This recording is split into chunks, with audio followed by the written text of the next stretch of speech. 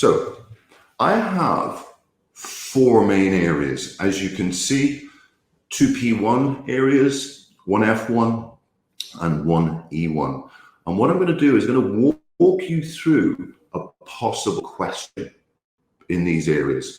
The first one that we're going to pick on, as you can see here, is really this area of activity-based costing. Now, this is a classic topic at the OCS exam. It is a classic topic. You'll see up top that I've given you a possible question, quite a broad question.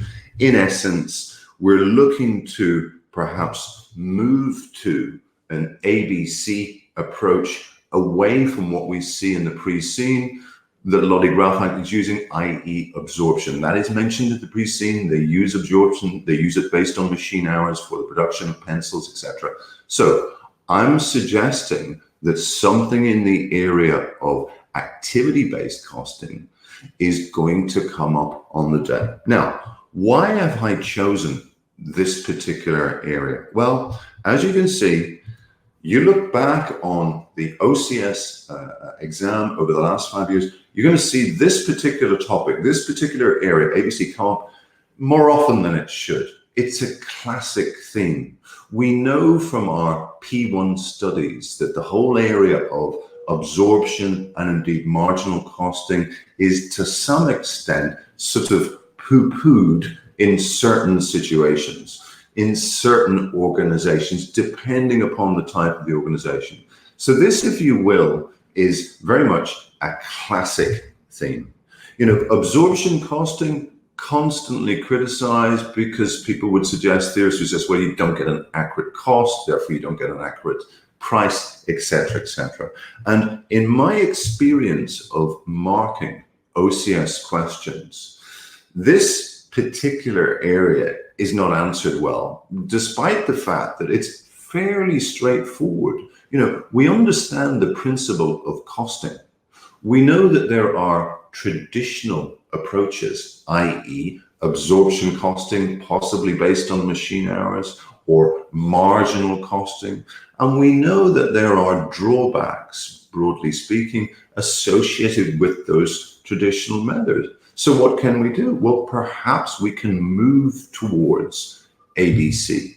Now, just a point of a point there, and this is something that I've discussed with case study students quite a lot. Across the OCS exam, and indeed when you move up towards the MCS and the SCS, there is a tendency for case study examiners, both within CIMA and in other professional qualifications, to like setting questions which involved the implementation or introduction of some new approach. And you should be aware of that, because really it's the type of question that if you know a little bit about the content, there are certain things that you can easily include, certainly at the operational level, when they talk about the introduction or implementation of X. Yeah, think about it. I mean, what issues, what challenges, what difficulties might there be with the introduction of X, whether or not it's ABC costing or anything else? Well, think about it. You know, I would have thought things like resistance, or the issue of top-down commitment, or the issue of training, etc., etc. Start thinking about some of these areas, particularly as you move up in your case study exams, MCS and SCS, but certainly to some extent the OCS. Start thinking about the type of things, the type of sentences, paragraphs that can be used in a variety of different areas. The number of times, for example, that I have seen the idea of a lack of top-down commitment, a lack of senior management commitment caused a problem with the introduction of X, or staff were resistant to the area, which caused a problem, or there was a cost associated with training, which was we didn't anticipate. So try and think of sort of patterns, because if you can think of patterns, it's very easy to roll out answers to quite a few different areas. You know, the introduction of X is going to be difficult because of this, this, and this, or this is the disadvantages, or these are the issues, or these are the challenges, etc., etc.